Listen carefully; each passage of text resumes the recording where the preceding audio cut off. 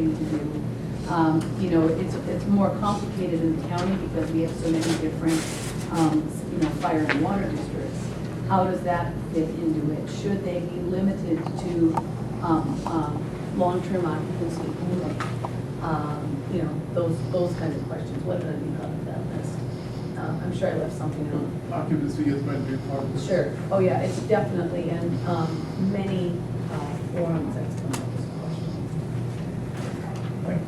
question. Well, the nature of my question was, I just wondered what you envisioned, what role we could play in helping sort of create some initial recommendations. And I imagine that part of that would be to have some type of opportunity for members of the public to talk to this commission, kind of a fact-finding way, and then we could make recommendations, I guess, to the planning commission if appropriate, and those could be fine-tuned. It sounds like there's interest in having a discussion here early while we're still in the exploratory phase. So And is that what I'm understanding? I want to ask a question. Sure. Hi, what you said, and the board gave direction to talk about the ADU issues in a time frame. Sounds like in the January time frame to start with dialogue. And so there's a letter being presented for the board next week saying we're going to start that discussion sometime after that, start with perhaps the Housing Advisory Commission, then on the Planning Commission, then on to the board thereafter. There's a longer time frame associated with this process than originally directed by the board. Is that what I'm hearing? And part of that, it's in response to hearing so much desire of people to be involved in getting that group of suggestions together that was brought to the board. So we thought we'd want to have those public hearings and those meetings before we're at the board, so people can be more a part of the making of it.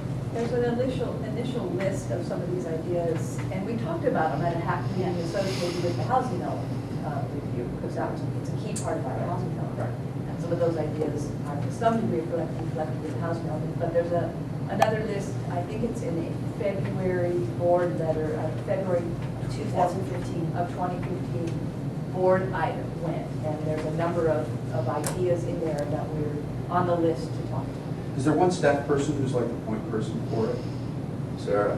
The hot seat, okay. Good. Was there Commissioner Carney who made that recommendation pass? I wonder if you would accept a friendly amendment to that, to add a bullet point under number 1 for planned activities, that this commission would like to play a role in the formation of initial recommendations about ADU ordinance changes, is that the right way to put it? Or amendments, which would include at least one public hearing or meeting where members of the public can comments to us about it. Yes, I would agree. Thanks. Second. Okay, there's a- Good. All those who voted? One I question. had a quick question. Yeah. The ADU process right now, as it stands, is it a hard process right now? I mean, you guys allow ADU? Oh, yeah. You know, we definitely allow, we encourage ADUs, most definitely. They're an important part of what gets built. But what we're looking at doing is updating, streamlining, and clarifying the process. So just make it a more rapid process. One of the things that came up, actually came out of Supervisor McPherson's district. Right now, there's a lot of unpermitted ADUs, especially in the rural areas. And one reason for that is because right now the regulations say you need a minimum 1 acre in order that you can have an ADU. And in the past, that was a little bit more tied to sewage, septic treatment standards. But now with modern, technology, you don't actually need an acre because of the septic system. So it really is just a zoning constraint. And so in Supervisor McPherson's district, he expressed a desire for us to study and see whether we might lower that 1 acre minimum so that a lot of those unpermitted ADUs can be legalized and we can ensure that they're safe and that the septic systems are functioning for them, et cetera.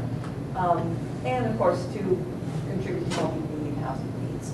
So that's one thing that is on the list, and that may be controversial. And so that's why we want to be pretty deliberate about it. You know, this will need environmental review and community input and understanding of what the ramifications could be of changing the regulations. So I think my biggest question is, if you were gonna, if people have illegal structure or illegal units or living quarters and they're under 1 acre, they'd be scared to come to you, right? Because then you would red tag it. So you're saying have a workshop where they could be anonymous, ask questions, right? Yeah. But don't, you know, what would I need to, Right, yeah. you know, That's am part I, of it. you know, to legalize it? Well, plus the Once idea. you guys know that you guys red tag it, right? And that creates more homeless. Right. Well, our code compliance is in response to complaints. So we don't have a proactive code compliance program where we go out looking for illegal units and red tag them. We react in response to complaints or where there's obvious life safety issues. Well, good. Yes, let me comment, however, I think we're at the danger of using up too much of our agenda on this because we have some big fish to fry here. You're free person. You saying that it takes 1 acre for 1 ADU? A whole acre? In the rural area, not in the urban area. So it's not including the larger house, just the ADU has half an acre? No, the larger house as well. It's all, the same Okay. site. Okay, I thought that's 1 acre for an ADU then? Yeah, that'd be a nice. Okay. Pretty expensive, isn't it? Yeah. All right, thank you. All right, good question. Shall we move on then? I'll take a vote on this, on J.D.'s amendment, recommended. All in favor of that amended version? Aye. Opposed? Carries unanimously. All right, so now on to item number 7. I suspect there will be somebody to make a presentation on that too. Yes, good afternoon. So I'm just going to keep this presentation pretty brief. As most of you are aware, this is fourth or fifth time we're before your committee now talking about the housing element. We started back in March with our series of public workshops. We brought you a draft in July, and here we are with our proposed final draft.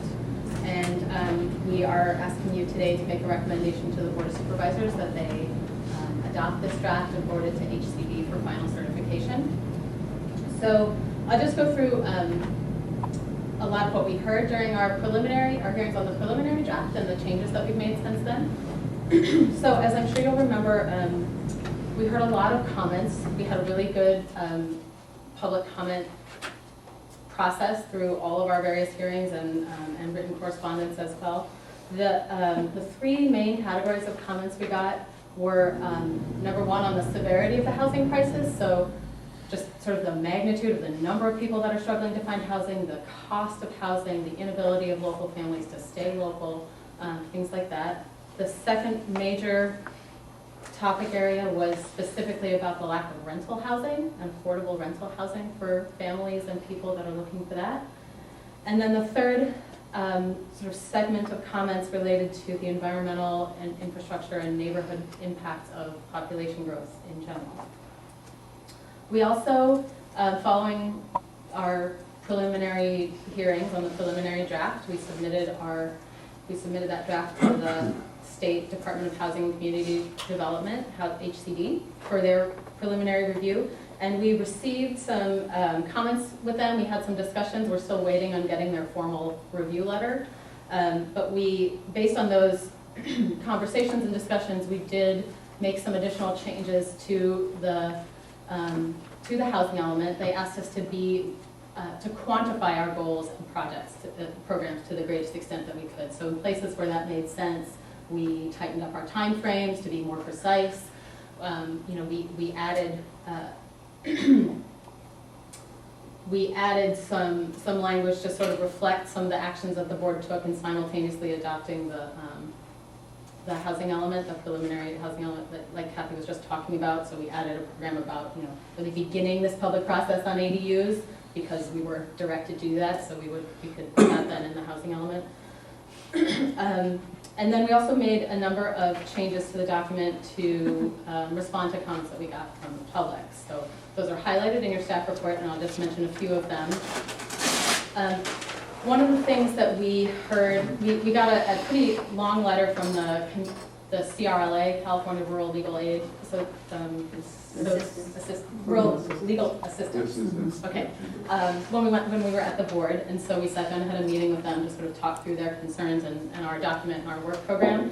And one of the things that they hadn't been aware of was the connections between the housing element and the Sustainable Santa Cruz County Plan, which was a plan that we did in 2014. It was a multi-year process, but that really sort of lays the groundwork for land use and change in the county, and over the coming decades. And so we added some language in our introduction to highlight the connections between the two documents and the relationships between them. We responded to comments about infrastructure and water supply by discussing all of the various things that the county as an agency is doing to address the water issue and to respond to new legislation from the state about groundwater management. With certain programs, as I mentioned, were changed to reflect the board's direction to really begin and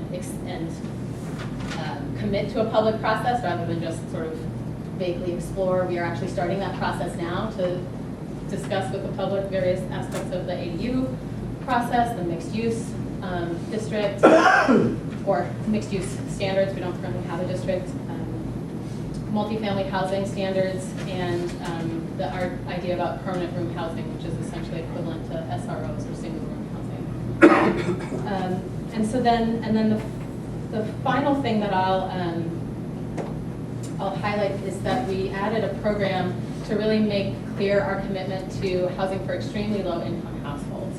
So we were asked by HCD to quantify, a dollar amount or a number of units that we were going to commit to ELI housing, and we're just not in a position to do that. We don't know, our affordable housing impact fee is so new, we don't really have a great way to project how much money that's going to produce, and we don't know what our housing developers are going to propose in terms of projects from their other funding sources.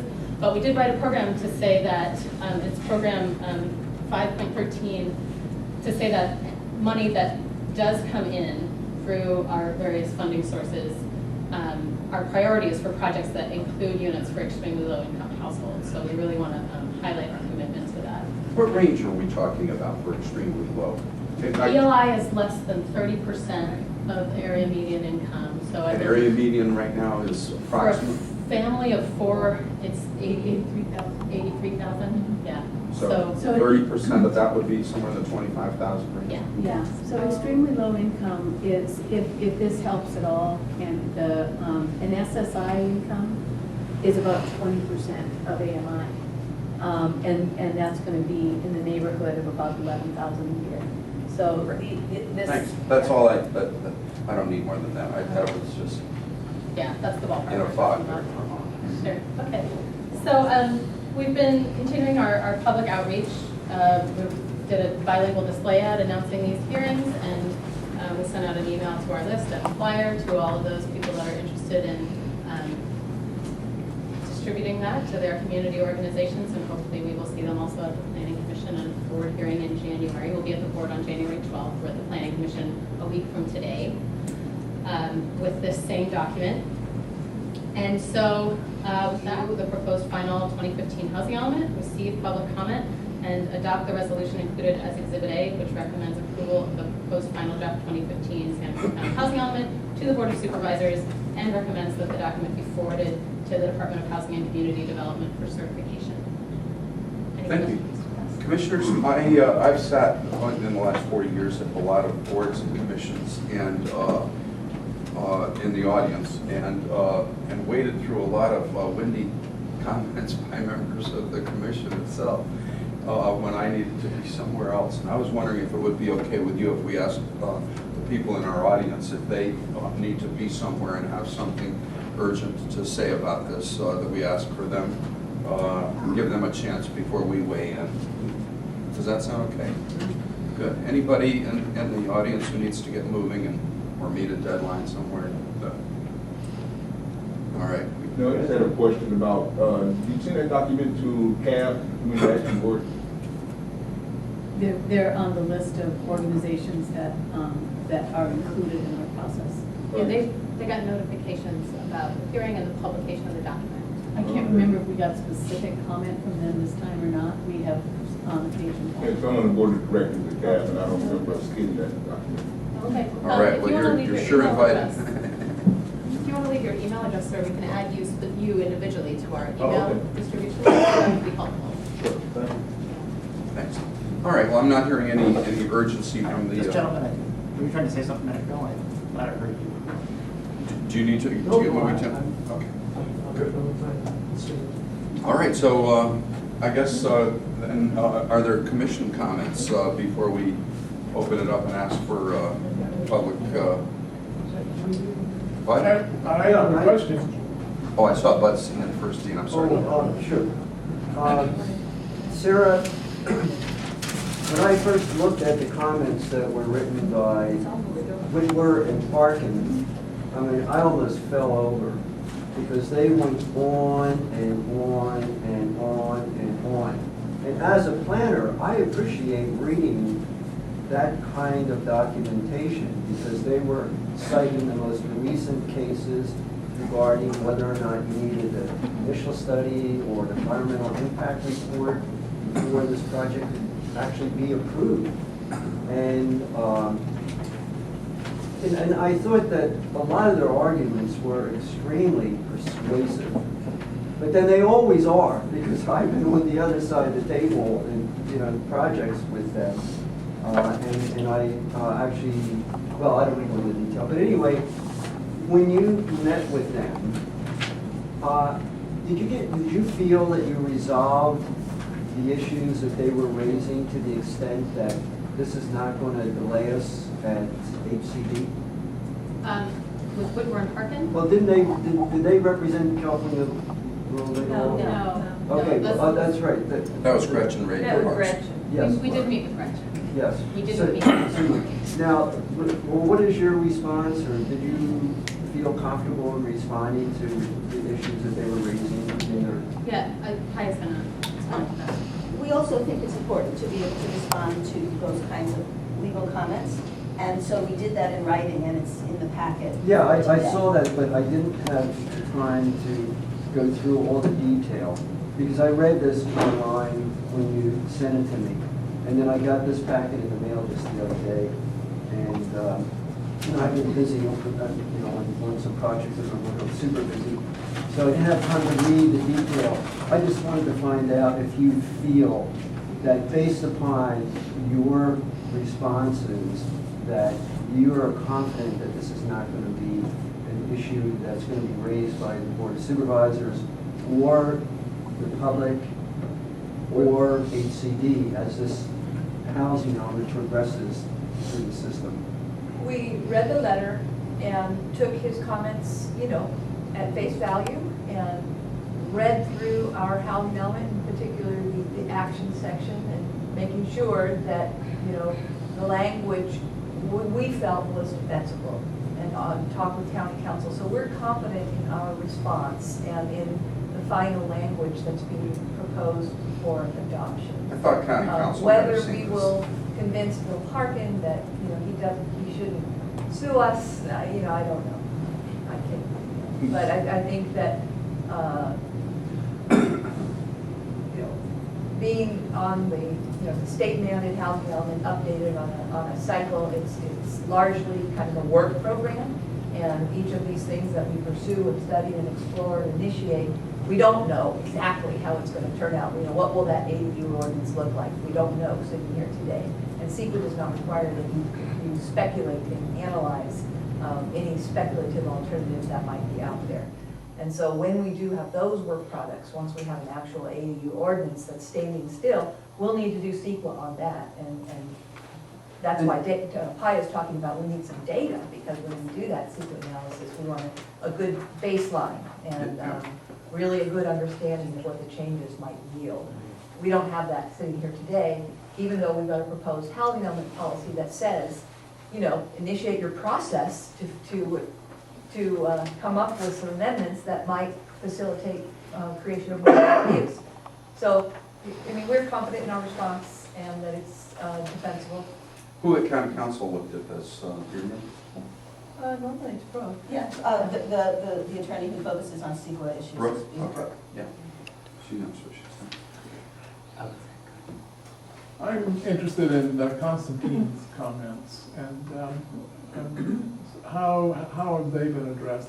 You know, he makes a strong argument that mobile homes, manufactured homes need some protection, elements of protection. I can speak to that. We actually have been in discussions with him, we agree. And we're working very closely with him on some draft language. We don't have a complete meeting of the minds on every aspect. There's really mostly one sticking point that has mostly to do with county resources. But we heartily agree, and we also feel like those are important steps to take, and you can expect to hear more about that. If I may, I just wanted to go back to the question about when environmental impact will be done. So if I heard you correctly, Kathy, what you're saying is that when individual projects or major changes like ADU ordinance amendments come up, then there will be environmental review done on those, because the projects themselves are a lot clearer rather than this housing element, which is broad in its scope Right. and unable to predict what particular. Yeah, and this projects housing element is not proposing, for example, specific, that site and that site and that site should be rezoned and should change. We're in a position here in 2015 where our arena for 1,314 units can be accommodated. We have lands that are already zoned and able to accommodate that growth within existing zones. So we have, between our combining district, the 20 units per acre sites that the last, were done a few years ago. Some of those have developed, but there's quite a lot of development potential still existing at those 20 units per acre sites. Our rate of ADU production, we went down in the recession and now it's climbing back up. So what we're projecting for ADUs could happen even without the ADU changes. We're going to explore making some changes to offer that option to more people potentially in the future. But our projection, in terms of what we're projecting as meeting a share of our arena, doesn't rely on those future legislative changes to the ADU regulations. It's on the order of 30 to 35, I can't remember what the final number is, of ADUs per year. And that's what we used to get before the Great Recession, that we were on that rate of production of ADUs under the existing regulations, and in fact, under regulations where there was still the affordability requirement, the need restriction, and that got lifted, I think, 2009 or something like that, 2007. So anyway, that's another reason why we're comfortable with the environmental documents conclusion. Just to be clear, when the zoning code changes do happen, the ADU ordinance is amended, that will require. That's subject to CEQA, absolutely, yeah.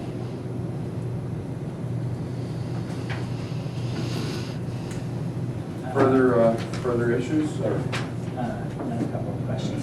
So, if memory serves, back on July 22nd, which is the last time that we reviewed this, we didn't have a quorum, right? So therefore, we couldn't make any formal recommendations about what the board of supervisors should consider adding into the housing element before we went to the state.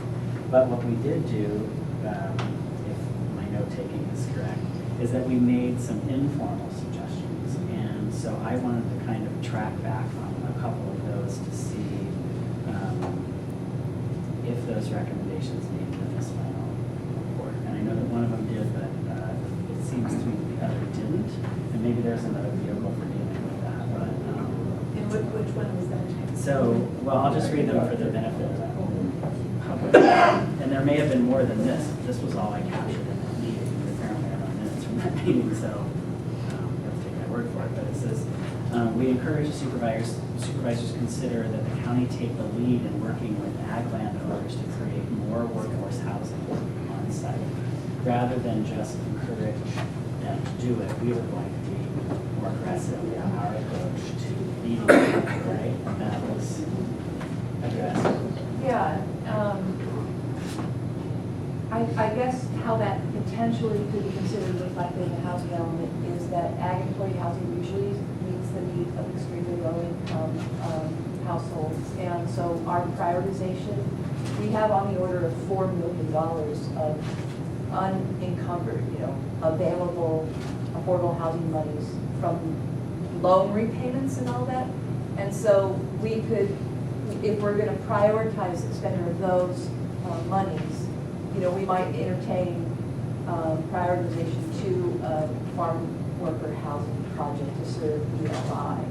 As I recall, that conversation also was pointing out the difficulty of the property owner being one person, the farmer being another person, the person supplying the farm labor was yet another person. And so coordinating those people to try to get all the parties pointed in the same direction at a farm worker housing department that would meet housing needs was kind of the issue.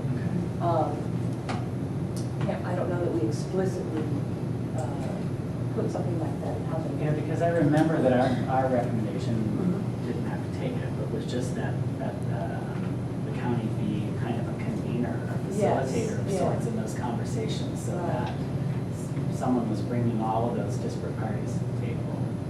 So I'm not sure how well that's reflected in the element, but That's a good point. That's I a mean, good point. it's a role that we play. If in the case of we have had several farm worker housing discussions. I mean, it's complicated for the reasons that Kathy described. But we definitely play a role of convener in trying to understand what are the obstacles to getting projects built. And we're hoping to see some come down the pike. I'm expecting to see some come down the pike during this period. So if we didn't get, if that wasn't reflected strongly enough in here, it certainly is a role that we do play. Yeah, that could be a suggestion that you guys make, that more strongly put a program in there that the county acts as conveners to really support creation of ag employees.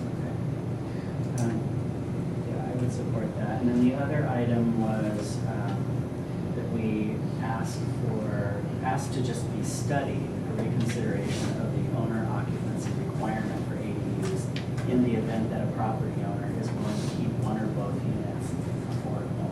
This is one of the things that we're looking to do here is obviously create more affordable housing. And we just, I think, as a group, agreed to just ask for reconsideration of whether that would actually create more affordable units if we loosened that restriction on the basis of one or both units being affordable, deeded affordable, I guess. I guess my reaction to that, because there's a lot of things on the list, and in the housing element, we haven't enumerated all those things on the list that have to be studied. And so I think, we've got the program that says, go ahead and initiate that process to come up with these ideas and figure out which one of them, have legs. I think we probably prefer that at this early workshop review, that we be mindful that we make sure that we include that on the list, rather than reflect just that one thing right now in the housing element. Right, so in other words, kick that over to the AU. Yeah. Discussion. I think that's right too. There were a number of comments that we got in writings that were really specific to ADUs, and I'm holding on to those. Okay. And we're not going to lose any of them, Great. hopefully, and we we'll carry those into that next process. Okay. That's all. Yeah, thank you. Yes. So, affordable housing, which isn't at all, I'm just wondering how is this formula for that, right? Proposal, but who makes that formula and how can we get it readjusted? Because I don't know anybody that can afford affordable housing. So, could I ask for some clarification about what you mean by affordable housing? Because we have It is, I mean, there is. Well, that's what I'm asking you. What Yeah, do you exactly. think about affordable housing? So if you're describing the affordable units that are part of, for instance, our Measure J, our local affordable housing program, and those are owner-occupied units, and that might, I mean, I hear fairly frequently, what is that, how is that affordable? But the answer to that question is, there's a definition, it's in our ordinance, it's baked in all over the place. Yeah. And it says that the definition of affordability is that a household pays 30% of their income, and Right. it's not, but that is for, it's not for a specific household. There's, the only program that will say any particular household pays 30% of their income is when they have tenant-based subsidy. So the way our programs work is it defines income targets. So starting with, and that's all pegged to the area median income. So we talked earlier about what is the area median income for a family of four, it's about $83,000 a year. And so that is just the fact of what our median income is. Right. We define affordability based on that. So for instance, our home ownership program, the Measure J program, is affordable to households at or below 120% of area median income. So yes, you're right, that wouldn't be affordable to a household who would meet the definition of low income. Low income is defined on the local, state, and federal level as no more than 80% of the area median income. So that's just a target definition. But beyond that, and pardon me if I'm getting into falling into a bunch of technicalities, I'm not meaning to. Many of our programs, like our affordable rental programs, and again, on a local, state, and federal level, we say that our affordable rental units need to be no more than 60% of median income, that's what we're targeting.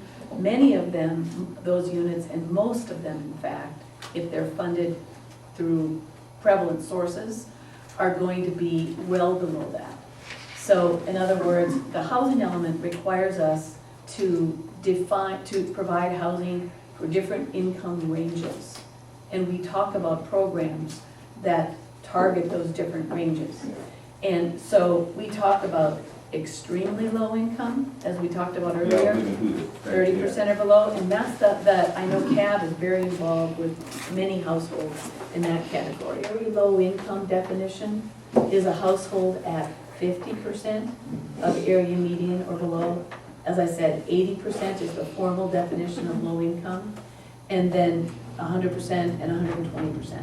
So it's really, it's what we're responsible to do for the county, is we need to think about a housing type that is affordable to families or households at each of those different ranges. If they're above 120%, you're on your own. Yeah. But below that, we have plans and programs to address them. Good. I'm sure that was helpful to the commissioners as well. Okay. If you meet with him or refer him to a staff member afterwards for further questions, let's keep the hearing moving forward on the main issue that we're after here today, and that's a full airing of all public and commissioner comments on the chief item. JD, do you have more, or Reed, somebody? Mr. Chair. Question and a comment.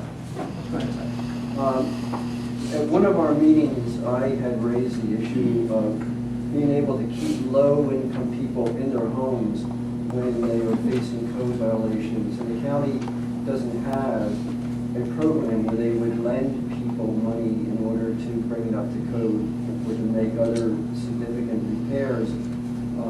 And that, in a lot of jurisdictions for many, many years, was a very popular program. And it was one that, under the original community development block grant program, was really something that they encouraged cities and counties to do. And Watsonville had one that was just spectacular for years, and I assume they're probably still doing it. And a lot of the loans were given out at the low, very, very low interest. In some cases, it would be no interest, and in many cases, if you were a low-income senior, the payments would be deferred. So you didn't have to make the payments back until you sold. Is that something you'd like to see in? Well, in our- if I can finish, Mr. Chair, I think you'll probably recall how the discussion went. And the county's response was, well, they would love to do that, but it's just cost prohibitive. Those kinds of programs require a lot of money for staffing.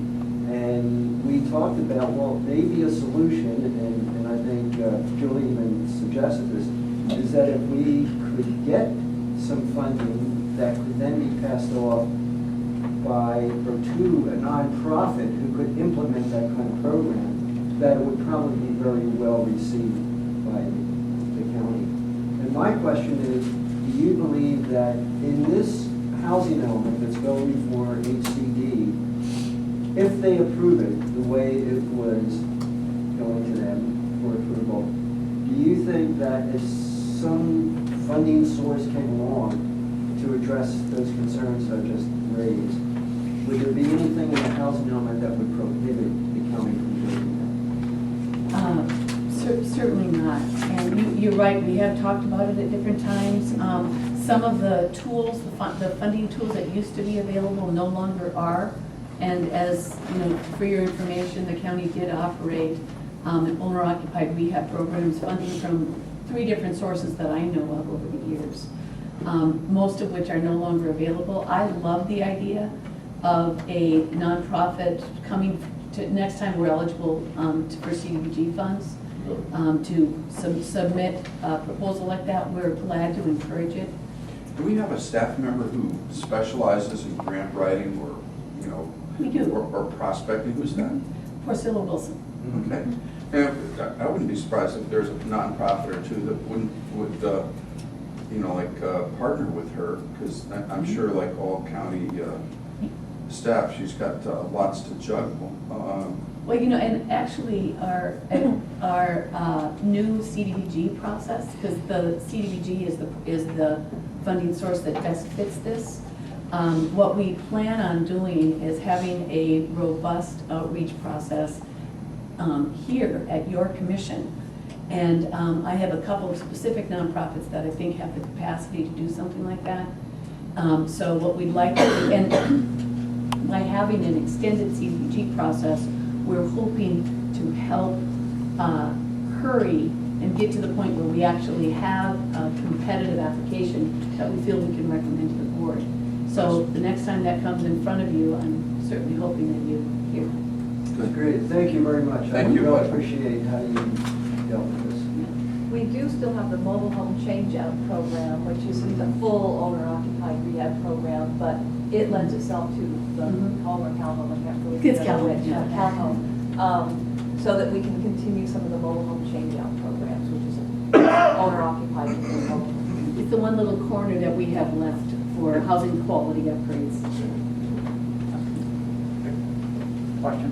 On farm worker housing, the housing element talks about looking at some code changes to make it a little less discretionary, more by right, to align with some state legislation or code or something at the state level. So Parkin points out that we're already compliant with that. Can you help me bridge that gap? He talks about the fact that the code, the Senator Standing Code is already written to comply with that. Well, it's not quite clear. You know, we think we're proposing is to clarify the regulations. The state law's been in effect, and we have to comply with state law rather than our own county code. But there's still some level of interpretation of the state law and getting it into your own codes.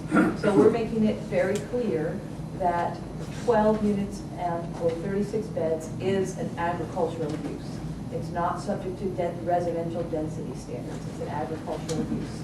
And at that level, we're proposing that it would be, in terms of a use, that it would be principally permitted.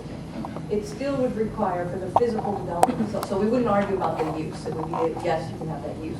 What we'll talk about is where to permit you on your site to have the use, where you do that physical development. So we can still have review over siting and, you know, location relative to X, Y, Z and all of that.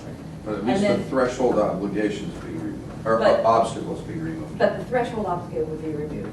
And then for over 36 beds or over 12 units, we would require a conditional use permit, i.e. that use is not good. You know, we will consider, you can apply for it, and we'll decide whether it's an appropriate use.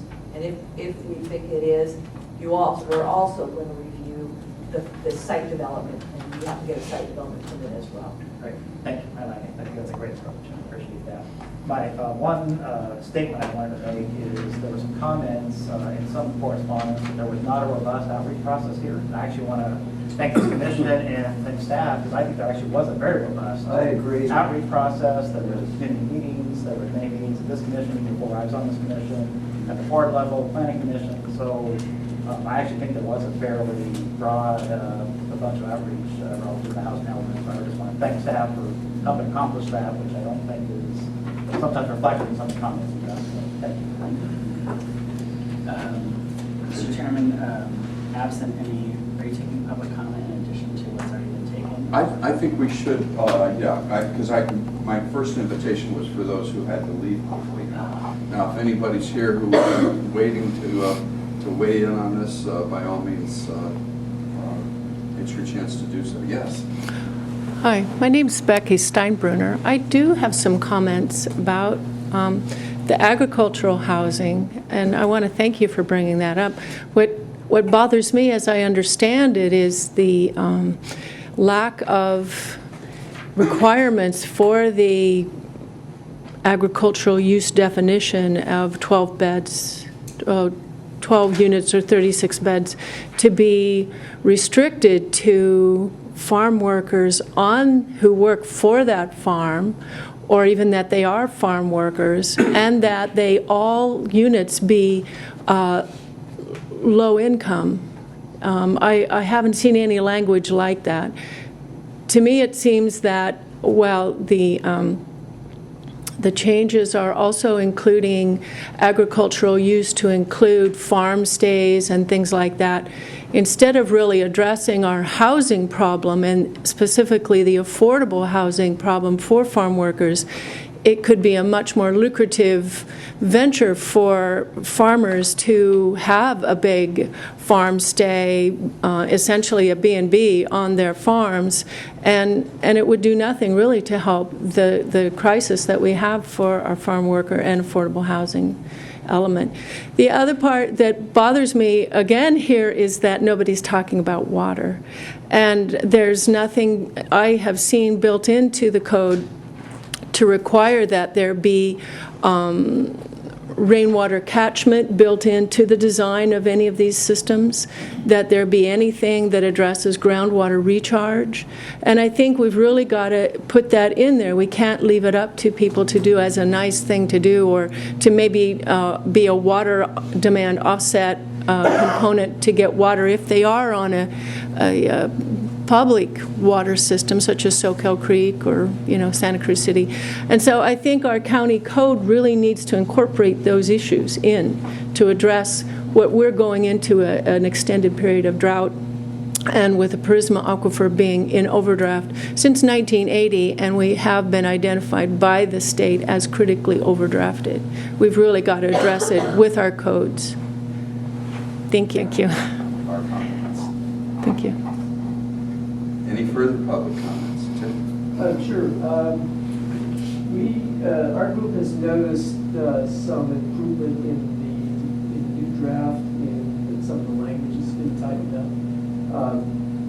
But still, we still stand by our recommendations that we had sent in writing.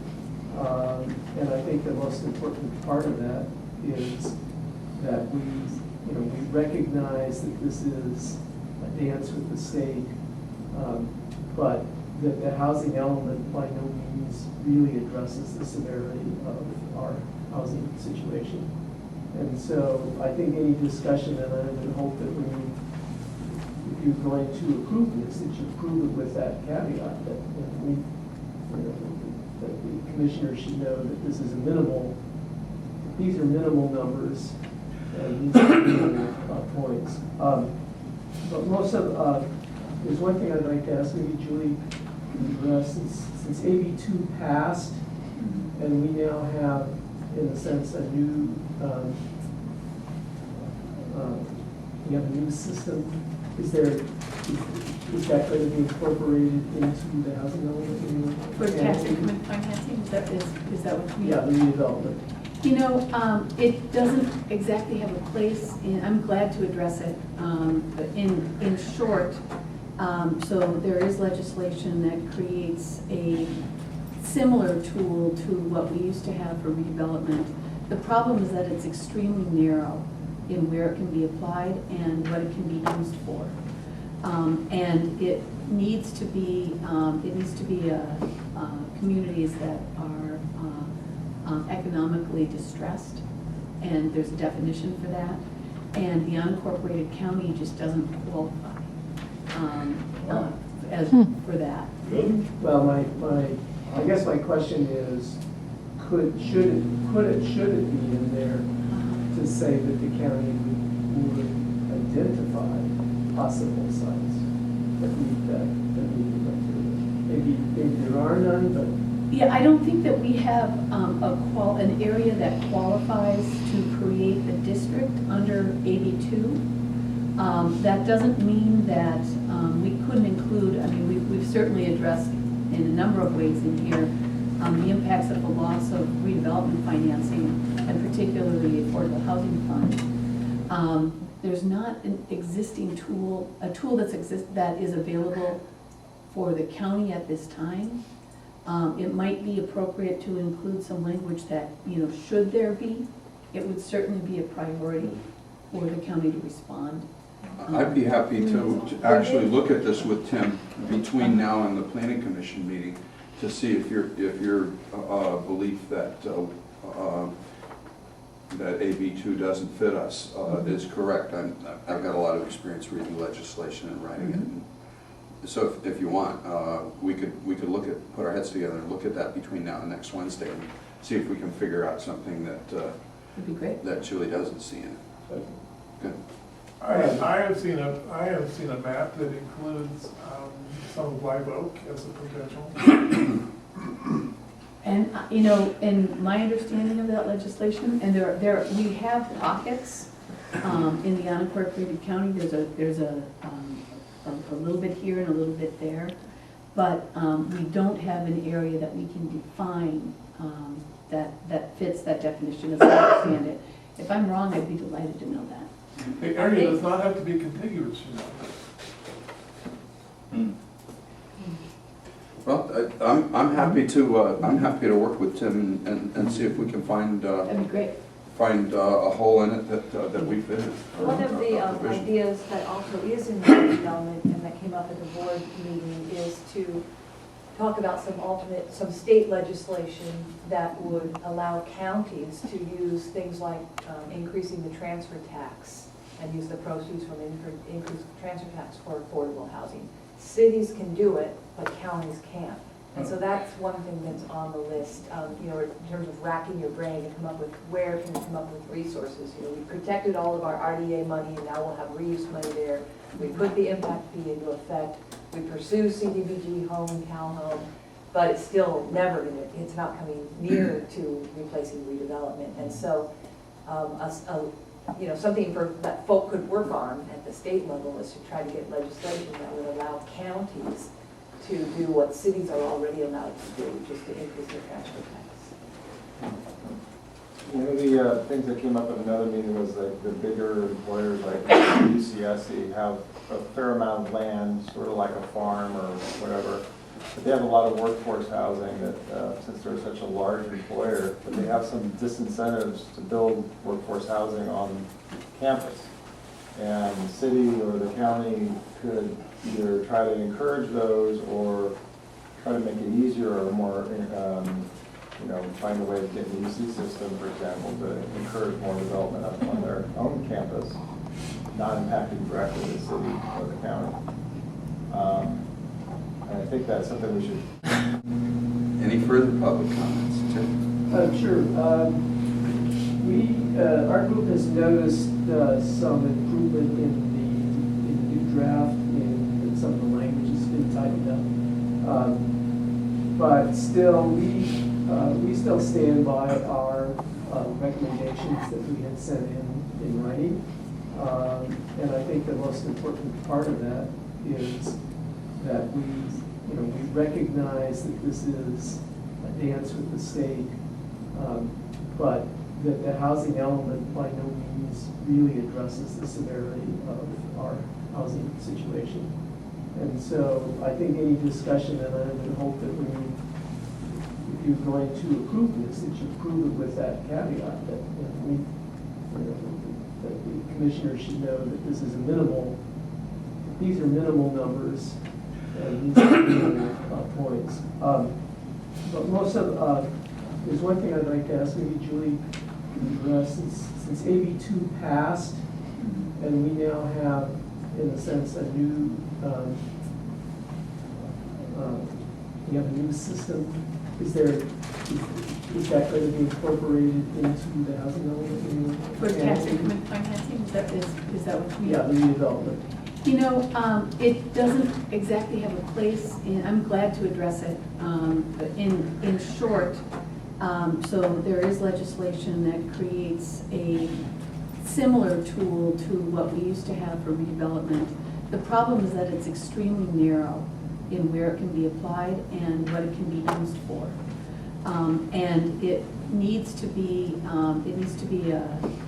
communities that are economically distressed, and there's a definition for that. And the unincorporated county just doesn't qualify for that. Well, I guess my question is, should it be in there to say that the county would identify possible sites that we would like to, maybe there are none, but. Yeah, I don't think that we have an area that qualifies to create a district under AB2. That doesn't mean that we couldn't include, I mean, we've certainly addressed in a number of ways in here the impacts of the loss of redevelopment financing, and particularly the Affordable Housing Fund. There's not an existing tool, a tool that is available for the county at this time. It might be appropriate to include some language that, should there be, it would certainly be a priority for the county to respond. I'd be happy to actually look at this with Tim between now and the planning commission meeting to see if your belief that that AB2 doesn't fit us is correct. I've got a lot of experience reading legislation and writing it. So if you want, we could put our heads together and look at that between now and next Wednesday and see if we can figure out something that. I have seen a map that includes some of Live Oak as a potential. And in my understanding of that legislation, and we have pockets in the unincorporated county. There's a little bit here and a little bit there. But we don't have an area that we can define that fits that definition as I understand it. If I'm wrong, I'd be delighted to know that. The area does not have to be contiguous, Well, I'm happy to work with Tim and see if we can find That'd be great. A hole in it that we fit in. One of the ideas that also is in the development and that came up at the board meeting is to talk about some state legislation that would allow counties to use things like increasing the transfer tax and use the proceeds from increased transfer tax for affordable housing. Cities can do it, but counties can't. And so that's one thing that's on the list, in terms of racking your brain to come up with where can we come up with resources. We protected all of our RDA money, and now we'll have reuse money there. We put the impact fee into effect. We pursue CDBG home and Cal home, but it's still never it's not coming near to replacing redevelopment. And so, something that folk could work on at the state level is to try to get legislation that would allow counties to do what cities are already allowed to do, just to increase their transfer tax. One of the things that came up at another meeting was like the bigger employers like UCSC have a fair amount of land, sort of like a farm or whatever, But they have a lot of workforce housing that, since they're such a large employer, but they have some disincentives to build workforce housing on campus. And the city or the county could either try to encourage those or try to make it easier or more, find a way to get the UC system, for example, to encourage more development on their own campus, not impacting directly the city or the county. And I think that's something we should see if there's a way we can craft that to make it easier and incentivize it in some way to get them to do that, because they're such a big employer. And then back to farm housing, I think we have to look at the long-term, get easier and incentivize it in some way to get them to do that, because they're such a big employer. And then back to farm housing, I think we have to look at the long-term, short-term farm worker housing. How are we going to regulate it? It's not going to just become a low-income home for families that don't work in the farm industry any longer. Is there any kind of... There are very well tried and true methods for ensuring that people who live in farm worker housing make there's a required percentage of household income that comes from agricultural work. So it's not a vague definition. And every funding that's sourced that's attached to creating, affordable housing for farm workers, that's part of that equation. I don't know if it goes in the zoning code exactly. It's monitored, but it is monitored. They're monitored. Well, it is when it's financed. It is when it's financed by the USDA or by the state Department. I think state law even includes some level of monitoring and assurance that it in fact is occupied by agricultural employees. And it's not really intended to mean migrant labor. No. What we heard from a lot of the agricultural industry people is that these are year-round jobs, and it's not what it used to be, where you just come in, do a crop and you're out of Well, here. I think there's definitely two different categories. Yeah, The there is. workforce tends to be the year-round, they're in that industry, so it's more of a permanent housing situation, and that's one aspect. And then there is, okay, what do you do with the thousands of people that show up during the harvest and have no place to live, where if they have a different kind of housing that's more basic, then it's not intended for large families to live in, it's intended for, and I think that should be a different category. And back to the UCSC model, there might be people or families that are living and working there permanently, so.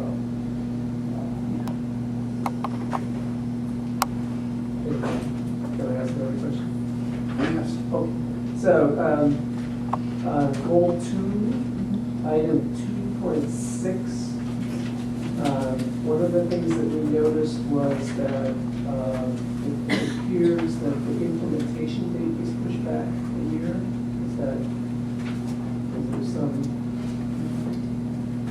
Yeah, let's see, so 2.6 is about encouraging the development of single-room occupancy or permanent room housing to enable new units that are 500 square feet of habitable area or smaller to be developed, explore implementation of a flexible residential zone RF district. And What page are you reading from, I'm sorry, please? I'm reading from page 115, 4-115 of the housing element, program 2.6. 2, a mixed-use housing approach for both of which the number of allowable units will be based on site standards rather than units per acre. So this is a process that's going to start pretty immediately after the housing element is adopted. We've changed the date to reflect how complicated it's become clear that this is going to be.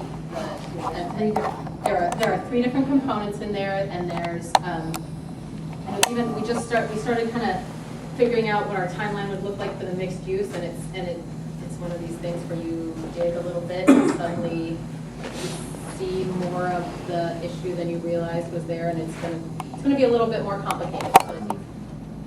Farm worker housing, how are we going to regulate it? It's not going to just become a low-income home for families that don't work in the farm industry any longer. Is there any kind of... There are very well tried and true methods for ensuring that people who live in farm worker housing make there's a required percentage of household income that comes from agricultural work. So it's not a vague definition. And every funding source that's attached to creating, affordable housing for farm workers, that's part of that equation. I don't know if it goes in the zoning code exactly. It's but it is monitored. They're monitored Well, by. it is when it's financed. It is when it's financed by the USDA or by the state farm worker. But I think state law even includes some level of monitoring and assurance that it in fact was occupied by agricultural employees. And it's not really intended to mean migrant labor. No. What we heard from a lot of the agricultural industry people is that, these are year-round jobs. And it's not what it used to be, where you just come in, do a crop and you're out of Well, here. I think there definitely is two different categories. Yeah, The there is. workforce tends to be the year-round, they're in that industry.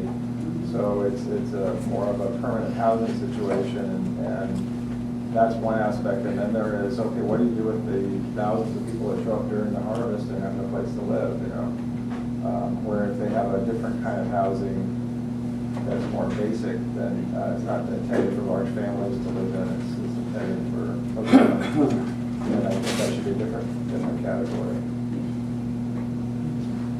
And back to the UCSC model, there might be people that are families that are living and working there permanently, so.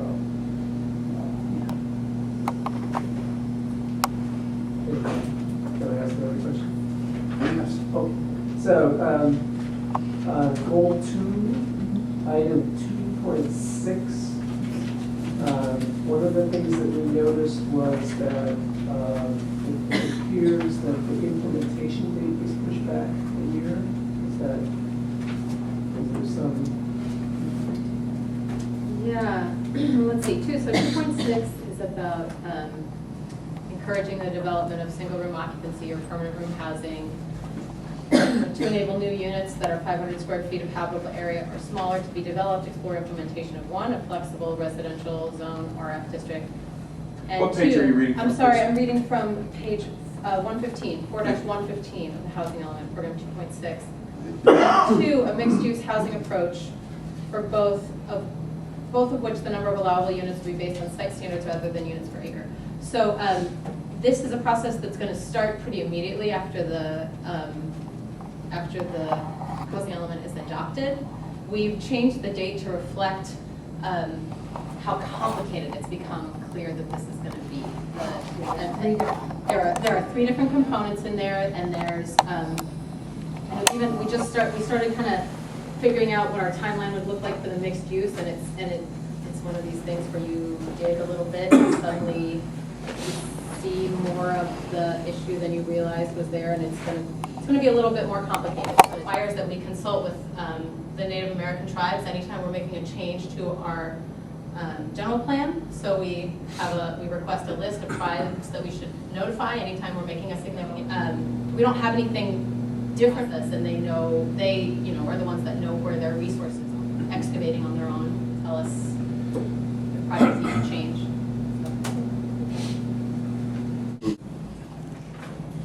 I'll propose to add a declaration has been prepared. Okay. And your second recommendation? In the element language about the county being more resolution, but Yes, and I'd like to suggest that would say the county government should give the highest priority to both carefully of the, that would come after the word project. The county government should, Will you be able to provide us with that? I've got it right. That we make it a separate phrase and say, be it further resolved that, I'm not understanding how you would, where you would put it. and we'll defer tenses as appropriate. Good. are you making that as an amendment to the motion? If you have a second. Increase water You use. have a motion and a second, and was that an amendment, and is the motion and second accepted? Their discussion by the commission? It's On to amazing. the next item of the agenda. That we are very busy with both Measure J in the world in terms of sales, refinance. We're actually working through $2 million of, the word out in the community and that sort of thing, but we've had available and how it differs from what used to be there. So I thought you might find that interesting. Do we have a motion for adjournment, JD, before you get out the door? Sorry, I have another board meeting to get to. Good. Well, I'll stay for an adjournment motion. I'm already 15 minutes late. So he's moved that. Is there a second? I'll second. All right. I apologize. All in favor? Aye. And thank you, public. Thank you.